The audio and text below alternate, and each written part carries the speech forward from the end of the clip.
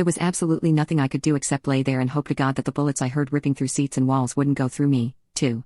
At one point, shrapnel hit my head, cutting off a good chunk of my hair, and as I reached for the spot to make sure it wasn't bleeding, hot pieces of metal fell into my hand.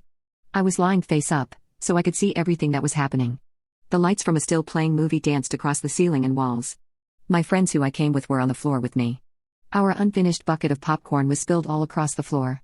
My friend Leo had his legs sticking out into the aisle because there wasn't enough room for him to hide completely behind the seats.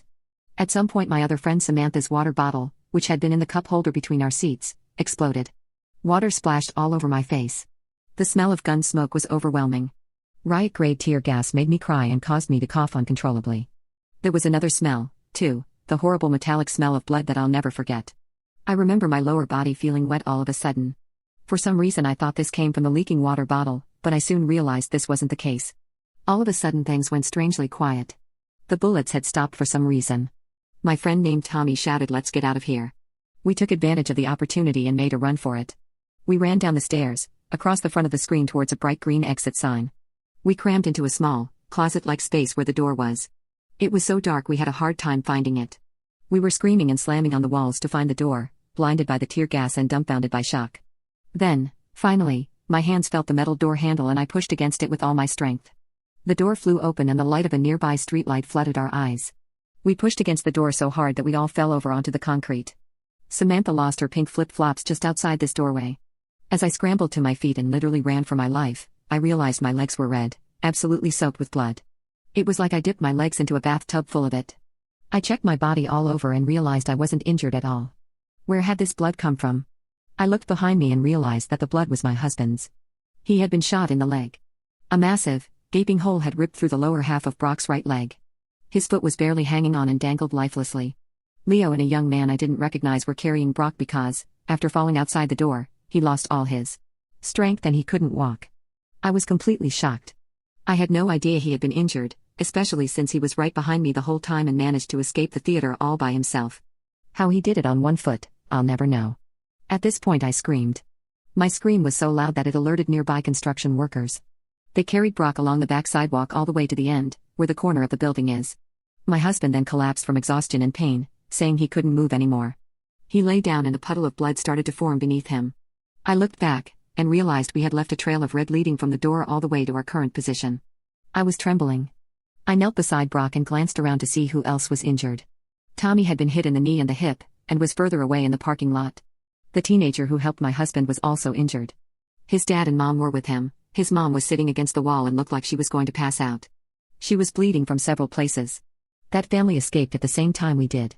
I guess they heard the bullets stop and decided to make a run for it, too. We were all lucky, because the shooting was still going on inside. I had to take off my shirt and use it to stop the bleeding. I'll never forget how lifeless and limp his leg felt, and I imagine that's what a dead body must feel like. I got red all over my hands and arms. The police showed up really, really fast.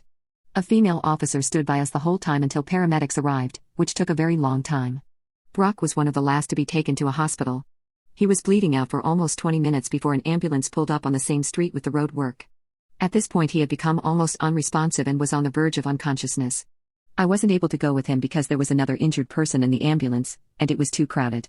I wandered around to the front of the theater alone, unsure of where my friends had went. My blood-stained shirt and a pool of blood were left behind on the corner of that sidewalk. Walking through the crowds felt like a dream. I couldn't believe what just happened. People were in hysterics and crying. The whole parking lot was on lockdown, and we weren't going to be allowed to leave anytime soon. It was around 2 a.m., so it was very dark outside. The flashing red and blue lights of what seemed like 100 police cars were blinding. I remember seeing a big police vehicle pull up that said something like Crime Scene Investigation Unit on it. I think that's when it really sank in and hit me. I started to get sick to my stomach and wanted to vomit, but somehow I was able to hold it back. Eventually, police started letting people leave. I jumped into my truck and booked it out of there. I was in such a panic that I didn't even think to go back to my apartment, grab my cell phone and call my parents or someone else to help me. I was angry, upset, scared, and most of all still in a state of shock. Was I really going to lose Brock only a month shy of our first wedding anniversary because of some psychopath with a gun? Thankfully, by the time dawn rolled around I found the hospital he was treated in. I was so happy to be there, and the hospital staff were also welcoming and understanding. After making sure I wasn't injured as well, they let me wait in the ICU room that Brock would be placed in when he was done recovering from surgery. I was so glad he was alive. Brock and Tommy both had survived, though many others weren't so lucky. I found out the following day that 12 people were unalived in the shooting and over 70 were injured. The little 5-year-old blonde girl with Down syndrome sitting in my row did not survive. She died in the theater no more than a few feet from us. She had been hit multiple times. A heartbroken police officer, who cried during his court testimony, tried unsuccessfully to save her by carrying her out of the theater and having her sent to a hospital.